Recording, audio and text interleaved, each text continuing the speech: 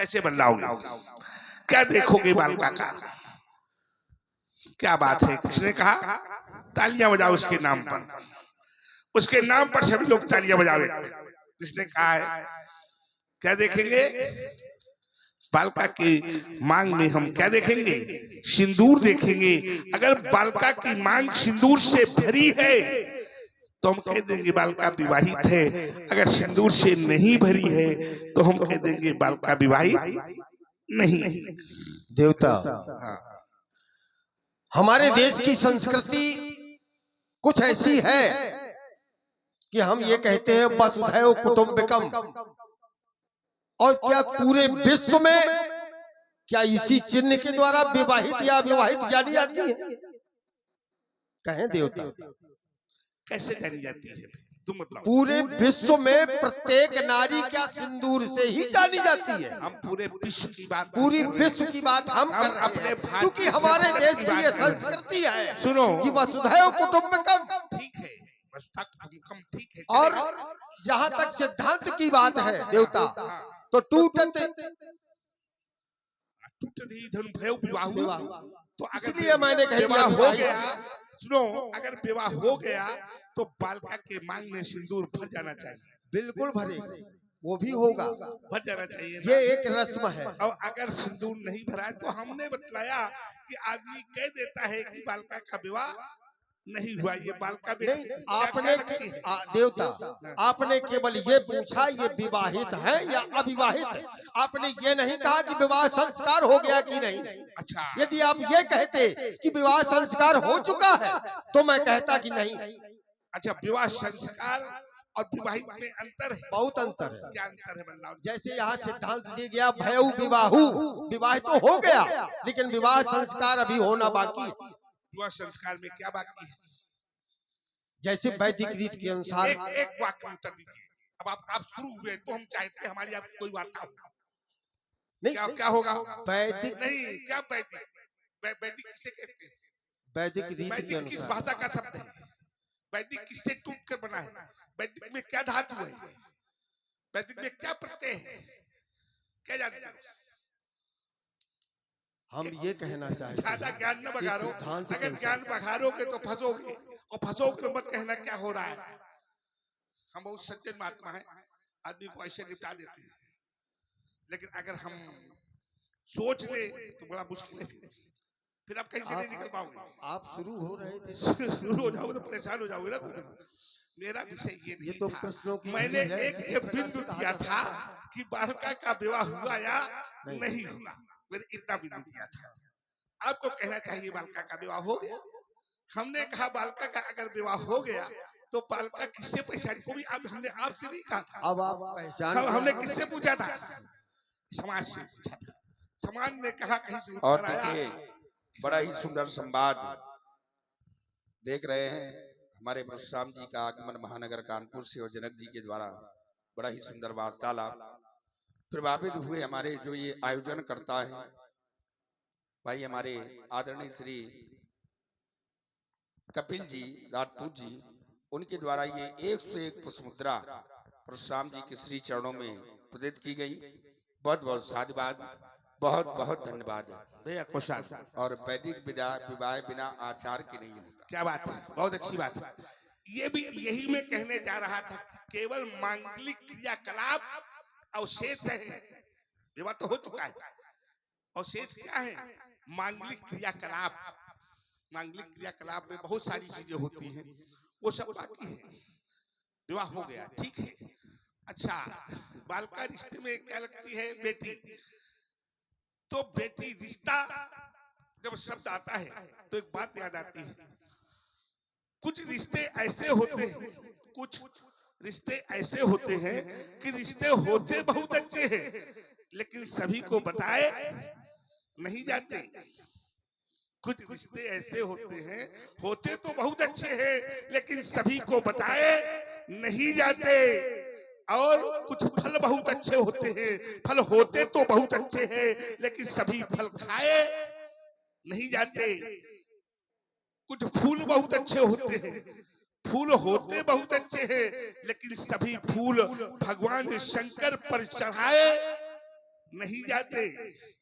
कुछ मित्र बहुत अच्छे होते हैं, मित्र होते बहुत अच्छे हैं, लेकिन सभी मित्र घर बुलाए। अच्छा, घर क्यों नहीं बुलाए जाते? किन मित्रों को घर नहीं बुलाना चाहिए? तो शास्त्र कहता है अगर मित्र चैत्र से पतित है, चैत्र से घिरा हुआ है, तो ऐसे मित्र को कभी घर नहीं बुलाना चाहिए, शास्त्र ये कहता है। चलो शीरध्वज, ये तुम्हारी बेटी है, तो तुम्हारी बेटी को मैं देखता हूं तो मुझे एक बात याद आती है। एक बार मैं पाश्चात्य देश गया, अब तो जैसा समाज है उस हिसाब से रचाइए। अब मैं पाश्चात्य देश जब गया तो पाश्चात्य देश में देखा कि आज जानकी कैसे खड़ी है, दोनों हाथ जोड़कर खड़ी है। और जब मैं पाश्चात्य देश गया तो तुम्हारे जैसे एक पिता ने अपनी पुत्री को आदेशित किया, बेटी ये भगवान परशुराम है, इनको प्रणाम करो। तो शीरध्वज जानते हो वो बालिका मुझे प्रणाम नहीं कर रही थी। क्या कर रही थी? हाथ को हिला रही थी। वो बालिका हाथ को हिला रही थी। हमने उसके पिता से पूछा कि बालिका हाथ को क्यों हिला रही है, तो उसके पिता ने कहा भगवान मैं नहीं जानता कि मेरी बेटी हाथ को क्यों हिला रही है। हमने कहा चलो चलकर पूछते हैं बालिका से कि बालिका हाथ क्यों हिला रही है। मैंने उसके पिता को लिया और पहुंचा उस बेटी के पास, उस बालिका के पास, और बालिका से मैंने प्रश्न किया, बेटी तुम्हें तो प्रणाम करने का आदेश दिया गया था, तुम हाथ क्यों हिला रही हो? तो उस बालिका ने क्या कहा? उस बालिका ने कहा भगवान मैं हाथ इसलिए हिला रही हूँ कि आज दर्शन दियो तो दियो, आज के बाद दर्शन न दियो। हमने कहा धन्य है विदेश की संस्कृति और धन्य है हमारी भारतीय संस्कृति। हमारी भारतीय संस्कृति को देखो, जब उस बालिका को देखा था तो बालिका छिन्न भिन्न पर छिन्न वस्त्रों से ढकी थी, लेकिन मैं सीता को देखता हूं तो नख से सिर तक वस्त्रों से ढकी है। ये है भारतीय संस्कृति। और अब माताएं बहनें नहीं है, लेकिन हमारी अगर वहां तक आवाज जा रही है माताओं बहनों तक, तो एक सीता से एक शिक्षा लेनी चाहिए कि अपने से बड़ों को प्रणाम करे। तो कैसे प्रणाम करे? दोनों हाथों को जोड़कर प्रणाम करे। और जब घर से बाहर निकले तो नख से लेकर सिर तक वस्त्रों से ढकी हो। ये केवल हमारी नहीं, आप सबकी भी जवाबदारी है। हमारी माताएं बहनें जब घर से बाहर निकले तो क्या नख से लेकर सिर तक वस्त्रों से ढकी हो। उस बालिका के तरह छिन्न भिन्न वस्त्रों का पहनावा बंद करे। आवश्यकता नहीं है इसकी। क्या आवश्यकता इसकी? नहीं है। और कभी श्रृंगार करने की आवश्यकता पड़ जाए तो किसी को नहीं देखना है। किसको देखना है?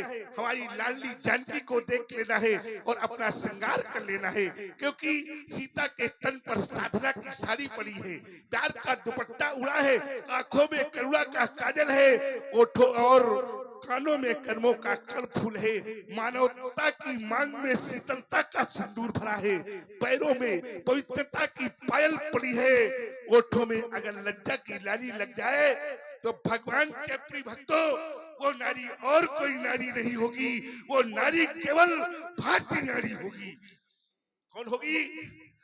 भारतीय नारी होगी। और भारतीय नारी ने जब जब अपनी साधना को साधा है तो क्या करके दिखाया है?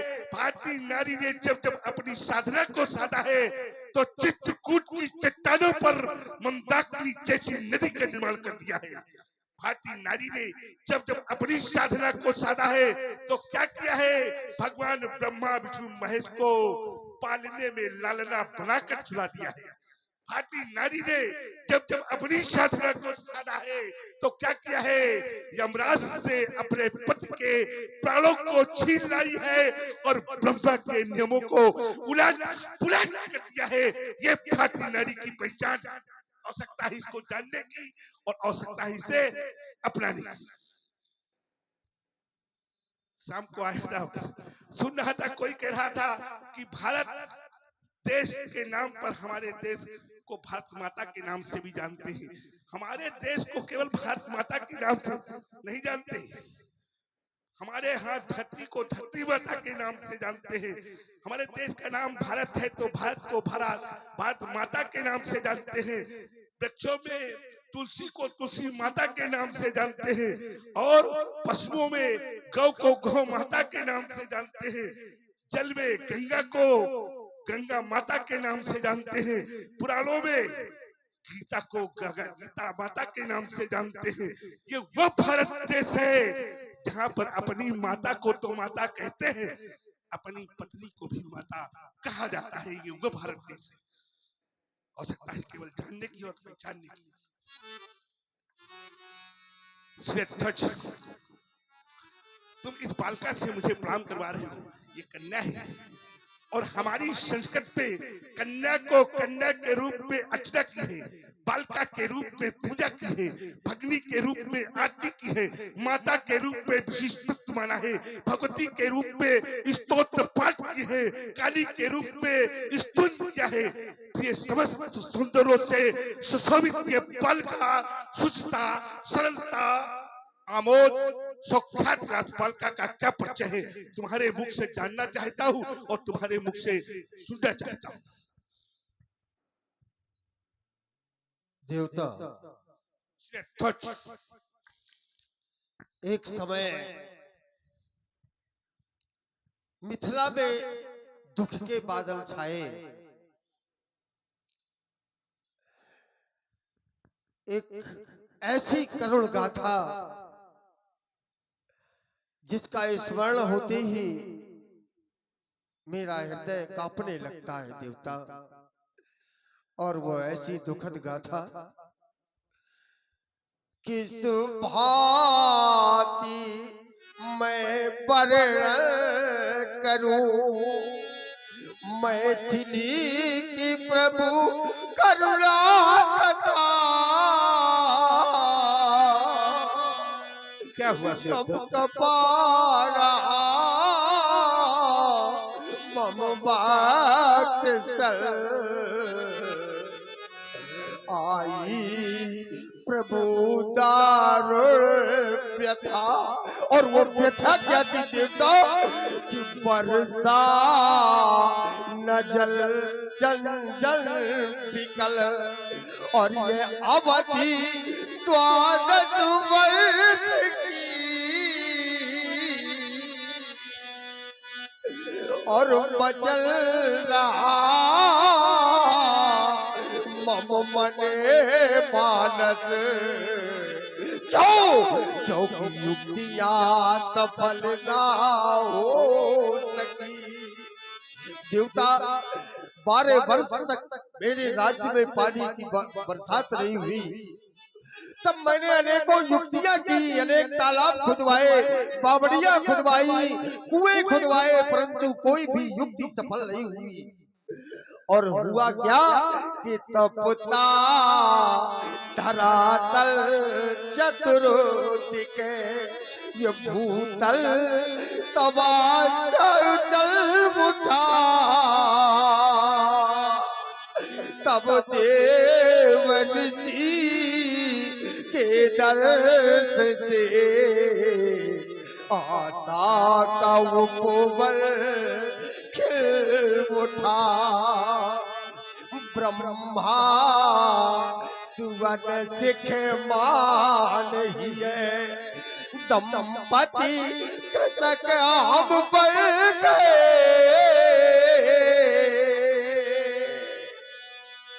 और कर में लिए कंचन का हल कर्षण धरा का कर रहे। और ऐसी स्थिति बन गई देवता कि बरसा रहा था रवि अनल भूतल तबासा जल रहा। और चल रहा संसल पवन और तन से पसीना ढल रहा। फिर भी प्रभु हम छोड़ते सुखा कर हल कदापि चला रहे।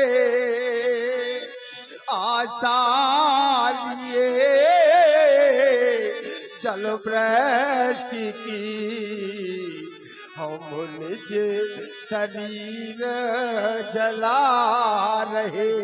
और देवता इस तरह से दक्षिण दिशा जब हल चला, सहसा धरा तले उठा, फट गया धरा काचिल और मेघ गर्जन हो उठा। जो ही दक्षिण दिशा की ओर ये हमारा हल गया तो ही धरातल फट जाता है देवता, और आकाश में तीव्र ध्वनि सुनाई पड़ती है। और जब उस फटे हुए भूभाग पर मैंने झांक कर देखा तो क्या दिखाई दिया कि भूगर्भ से स्वर्णमय सिंहासन अग्निमय ऊपर उठा। क्या कह रहे हो श्री ध्वज?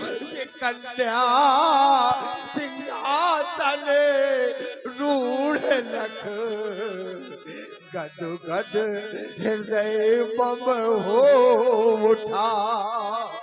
ये वही दुलारी है भगवन, सन्मुख छटा जब जा रही,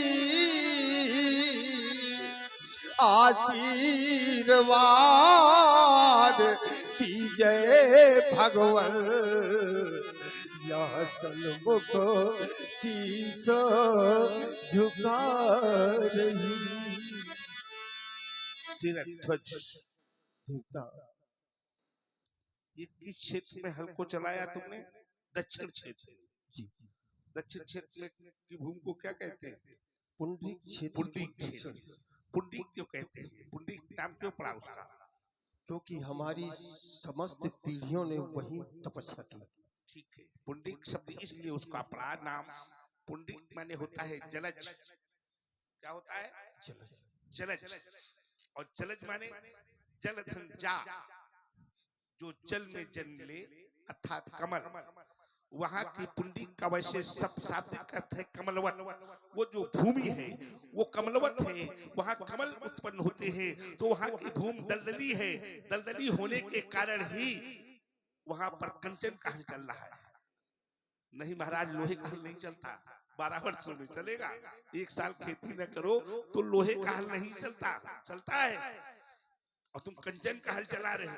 ये कंचन का हल चलाने के लिए किसने कहा आपसे? नारद जी। नारद जी ने बताया कि कंचन का हल चलाओ। अच्छा, कंचन का हल नारद ने कंचन का हल चलाने के लिए ही क्यों कहा? ये क्यों नहीं कहा कि चांदी का हल चला लेना? ये हमारा कोई प्रश्न नहीं है आपसे, समाज के लिए समझाने के लिए है। चांदी का हल चलाओ ये क्यों नहीं कहा? तांबे का हल चलाओ ये क्यों नहीं कहा? लोहे का हल चलाओ ये क्यों नहीं कहा? अष्ट धातु से मिलाकर बनाए हुए हल से खेत को जोतो ये क्यों नहीं कहा? सोने का हल ही क्यों कहा? सोने का हल इसलिए नारद जी ने कहा। नारद जी कोई साधारण ऋषि नहीं है। कैसे है? देव ऋषि है। और मिखा न होए देव ऋषि पानी, इसलिए उनका नाम है नारद। नारद, जिनकी बात कभी रद्द न हो, उनका नाम है नारद। ठीक है। तो नारद जी ने लोहे का हल सोने का हल चलाने के लिए ही क्यों कहा? कंचन या स्वर्णिम हल क्यों कहा?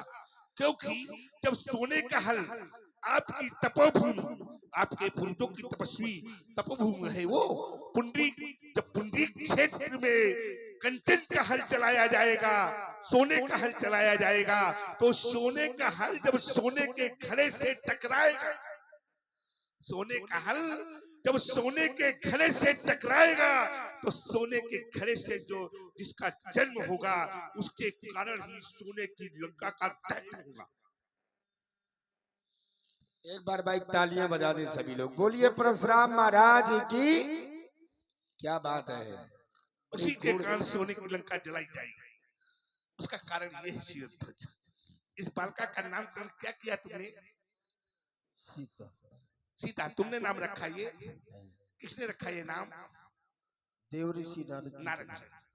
अच्छा, आपने क्या नामकरण किया इसका?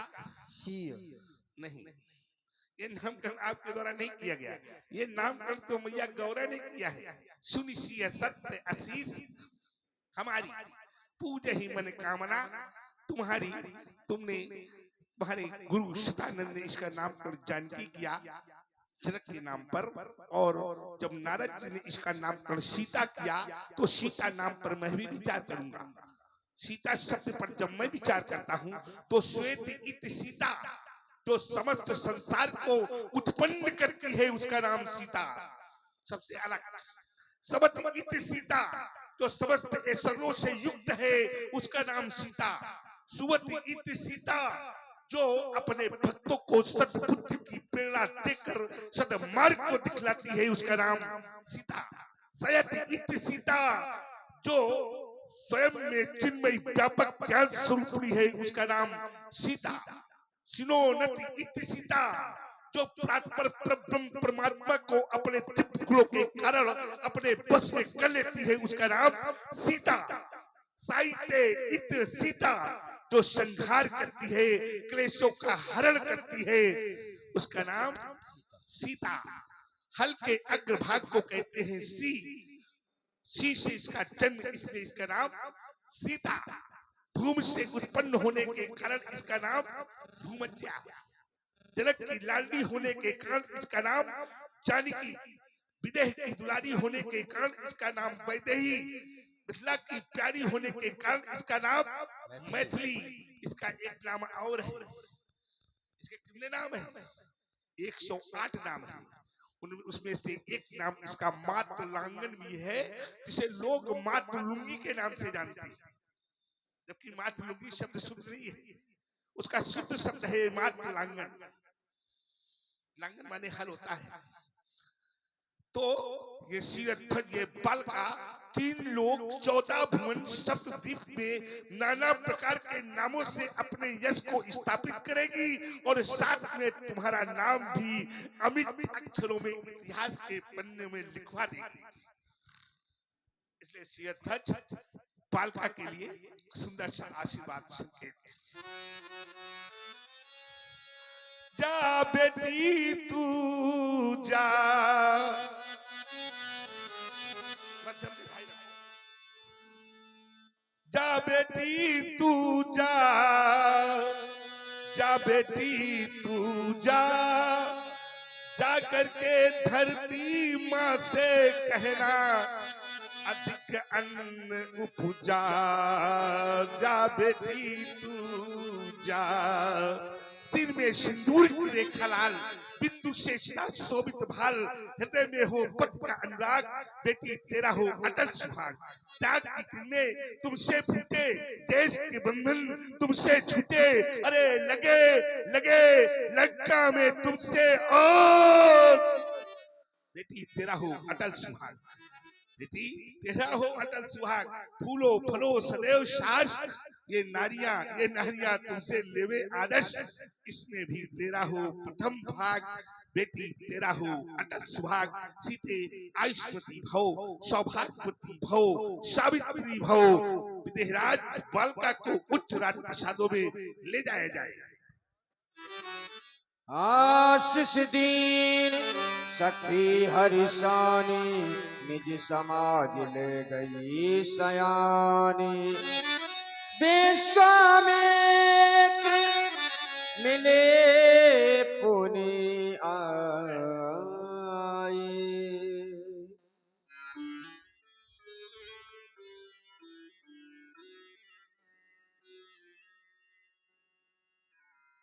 आइए बाबा। हाँ बाबा, आप कुशल से तो हैं।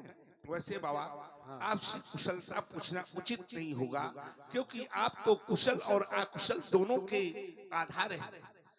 और इस समय महाकुंभ की यात्रा चल रही है, तो बाबा उधर नहीं गए, इधर चले आए। नहीं, हमको महाराज जनक का बुलावा आया, हम मिथिला में आ गए। अच्छा, हाँ, प्रयागराज से कोई बुलावा नहीं आया आपका? नहीं, वहां से बुलावा नहीं आता। जाया जाता है। जाया जाता है। हाँ, तो आपको जाना चाहिए। आप ऋषि महात्मा संत मुनि अभी महामुनि चल रहा है, चले जाएंगे कब चले जाओगे? जब जब कुंभ समाप्त हो जाएगा तब ना। चले जाओगे। हैं? कुंभ में चलता है चलता है तो बाबा। चलो चाहे वहाँ कुंभ चल रहा है, चलने दो। हाँ। मैं यहाँ पर चल कुंभ का निर्माण कर देता हूँ। मुद मंगलमय संत समाजू, मुद मंगलमय संत समाजू, जो जग जंगम तीरथ राजू। जहाँ संत उपस्थित होते हैं आप जैसे, वहाँ स्वयं अपने आप चल कर तीर्थराज प्रयागराज तीर्थ स्वयं आ जाता है। संतों में वो बल है, संतों की तपस्या में वो ताकत है कि जो चाहते हैं उसे प्राप्त कर लेते हैं। बाबा आज के 5000 दिव्य वर्ष पहले आपको मैं रेवा नदी के तट पर मिला था। तब बाबा मैं छोटा था, आप बड़े थे। आपके कंधों में बैठकर मैं घुमा करता था, घुमा करता था। बाबा कंधे मजबूत हैं, अब बुढ़ापा है, पहले मजबूत थे। अच्छा आपको बाबा, इन कंधों पर बिठाया, घुमाया। हाँ बाबा आपने ठीक कहा, अब बुढ़ापा है। लेकिन बाबा जब मैंने देखा था तो आपके बाल सफेद हुआ करते थे, आज मैं देख रहा हूँ बाल काले हो गए हैं। बुढ़ापे में तो बाल कैसे हो जाते हैं? बुढ़ापे में बाल कैसे होते हैं? सफेद। तो उल्टा हो रहा है, यहाँ तो हो रहा है। और बाबा आप तो महाशैव हैं, भगवान शंकर के उपासक हैं? तो आप त्रिपुर नहीं लगाए हैं, क्या लगाए हैं? इतना क्यों लगाया आपने? क्या आपको पता नहीं कि परिवेश क्या है, हमें किसके सामने जाना है और हमारा स्वरूप क्या होना चाहिए? होना चाहिए कि नहीं? त्रिपुर बना होना चाहिए, बना होना चाहिए। बाल सफेद होने चाहिए। कैसे? मानता हूँ आप वैज्ञानिक हो, करी भोजन मुनिवर विज्ञानी, कहाँ लगे कछ कथा, पुरानी वैज्ञानिक हैं आप। मानता हूँ कि सफेद बालों को हमारे बाबा में भी एक क्षमता ऐसी है, जो मेरा बाबा सफेद बाल को भी काले कर देता है? आज भी वही हो रहा है ना, क्योंकि बाबा हमारे विज्ञानी हैं। क्या है? विज्ञानी। आजकल के लोग भी सफेद बालों को काला कर रहे हैं, लेकिन वो कुछ रसायन विधि के द्वारा कर रहे हैं। लेकिन बाबा तो रसायन विधि के क्या है? बाबा के द्वारा उत्पादन हुआ है किसका? बाबा के द्वारा सब कुछ ये किया गया है हमारे। तो बाबा अपने भी बाल काले कर लिए, अगर सब लोग काले करे तो हम कर ले। बहती गंगा में हम क्यों न नहा ले के बाबा? ऐसा है ना बाबा? ठीक हुआ। हाँ, कुशल से है। देखिए हमने कहा था कि जब नाती छोटा होता है तो बाबा उसे कंधों पर ही क्यों बैठाते हैं? कंधे में ढालते हैं। देखना नाती पहुंचा, बाबा ने उठाया और अपने कंधे में नाती को बैठा लिया। बाबा और नाती का बड़ा अनोखा संबंध होता है। बाबा अपने बेटे से तब तक बहुत प्रेम करते हैं जब तक उनका नाती नहीं होता, और जब नाती हो जाता है तो पुत्र पर प्रेम कम और नाती पर प्रेम अधिक होता है। क्यों? क्योंकि बाबा का वंश चलाने के लिए वही नाती आगे है। बाबा का वही वंश चलाएगा। बेटा राम व लक्ष्मण, ये भार्गव परशुराम जी हैं। तुम दोनों बंधु इनको प्रणाम करो। पद सरोज मेले दो भाई,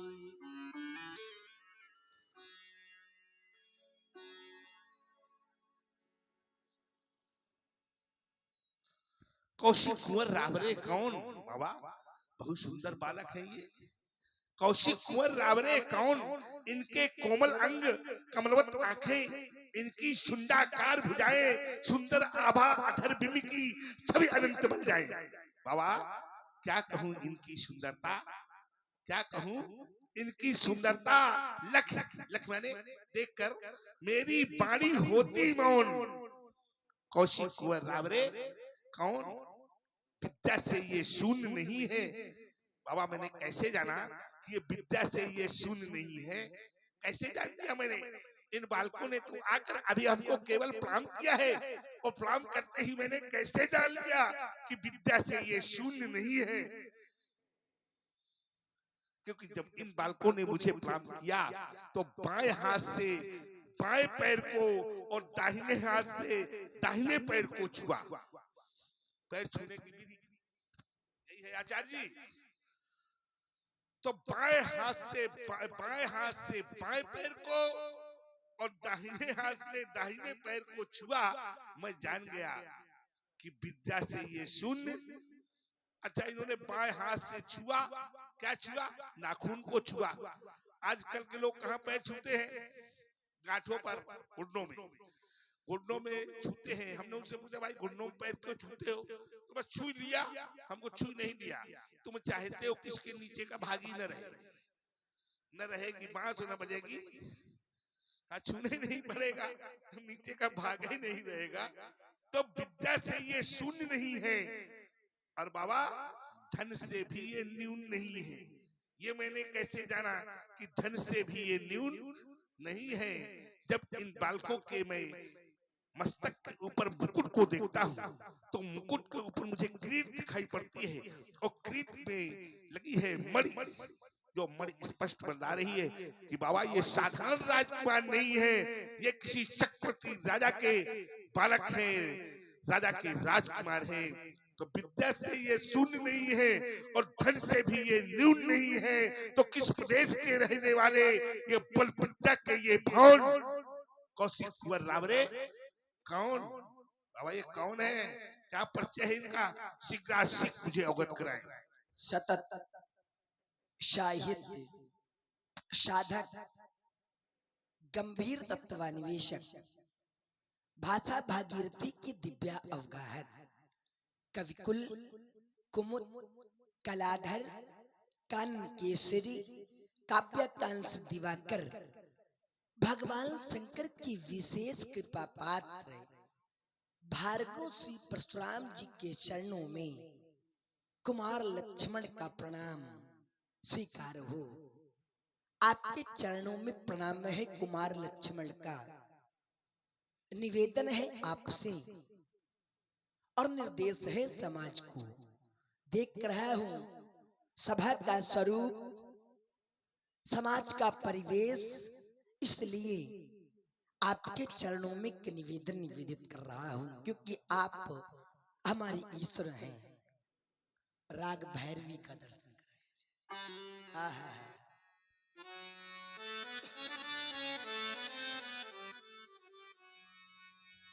स्वीकार करें भगवान।